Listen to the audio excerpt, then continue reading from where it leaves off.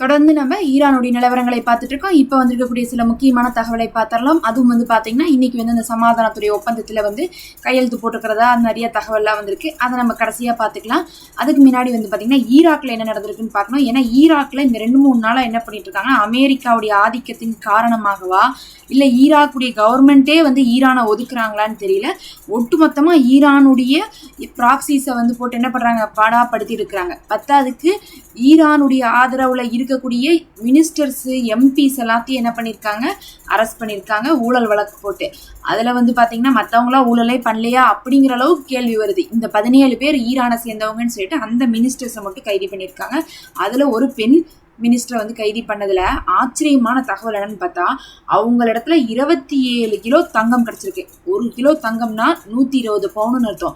27 kilo தங்கம்னா நினச்சிக்கோங்க, 3000 பவுனுலாம் வந்து என்ன இருக்குது, தங்கமே கிடச்சிருக்கு. அது இல்லாமல் 537 கோடி வந்து பார்த்தீங்கன்னா பணமாக வேற கிடச்சிருக்கு. எதுனா அமெரிக்காவுடைய டாலர். அப்போ இந்த அளவுக்கு காசை வந்து அவங்க படிக்க வச்சுருக்காங்க. அங்கேருந்து வீடியோலாம் வருது, பார்த்தாவே ஆச்சரியமாக இருக்குது. அதாவது போய் ஏதாவது ஒரு இடத்துல செவுத்த போய் இடிச்சா, எங்கே போய் இடிச்சாலும் சும்மா மண்ணை தோணுனா கூட காசாக வந்துக்கிட்டே இருக்குது. வைக்கிறக்கு இடமில்லாத அளவுக்கு எடுத்திருக்காங்க. இதுக்கு மேலே என்னத்தை தான் காசுன்னு அந்த நாட்டில் இருக்கும் அப்படிங்கிற அளவுக்கு சந்தேகம் வர அளவுக்கு இவங்க என்ன பண்ணியிருக்காங்க, எல்லாத்தையுமே வந்து முழுசாக வந்து பணத்தை பதுக்கியிருக்காங்க. அதுலேயே வந்து ரொம்ப வந்து பார்த்தா இந்த மண்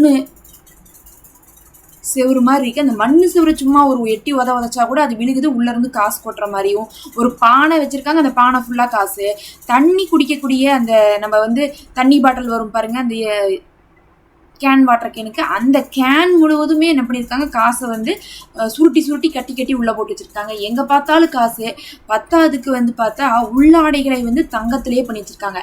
அந்த பெண்ணுடைய உள்ளாடைகள் எல்லாமே தங்கத்தில் ஒரு பாக்ஸ்குள்ளே வந்து பார்த்தா இருக்குது. இந்த மாதிரிலாம் வந்து இவங்க என்ன பண்ணியிருக்காங்க, ஆட்சியை வந்து துஷ்பிரயோகம் பண்ணியிருக்காங்க, அவங்களுடைய பதவியை துஷ்பிரயோகம் பண்ணியிருக்காங்கன்னு சொல்லிட்டு ஈராக் இன்னைக்கு அவங்கள வந்து அரெஸ்ட் பண்ணி ஃபுல்லாக சீஸ் பண்ணி ஈராக் கவர்மெண்ட்டுக்கே வந்து அந்த பணத்தை வந்து யூஸ் பண்ண போவதாக வந்து அறிவிச்சிருக்காங்க.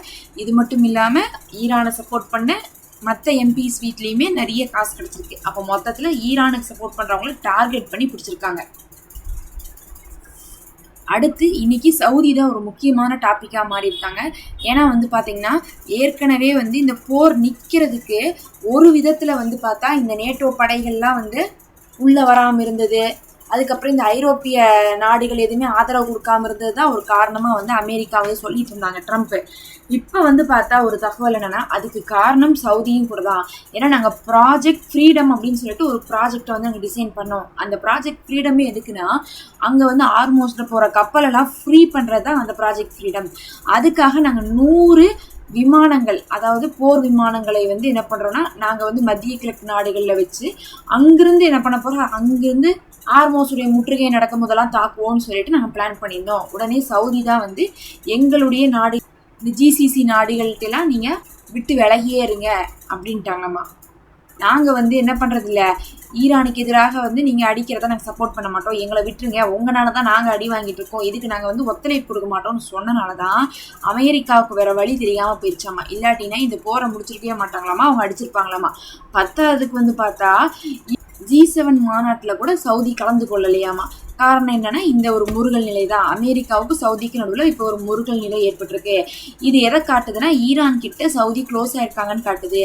ஏன்னா இப்போ ரீசெண்டாக கூட கத்தாரு இதெல்லாம் வந்து தாக்கப்பட்டுச்சு. ஆனாலும் கூட இஸ்ரேலு ஈரான் வந்து சவுதியை தாக்கல. ஏன்னா இப்போ ஈரானுக்கு சவுதிக்கு நடுவில் நிறைய வந்து பார்த்தா கம்யூனிகேஷன் போயிட்டுருக்கு, ப்ராஜெக்ட் வந்து சைன் பண்ணியிருக்காங்க, டீலிங் வச்சுருக்காங்க. அதனால இப்போ ஈரானுக்கு வந்து சவுதி வந்து என்ன ஆயிட்டாங்க, தோஸ்த் ஆயிட்டாங்க.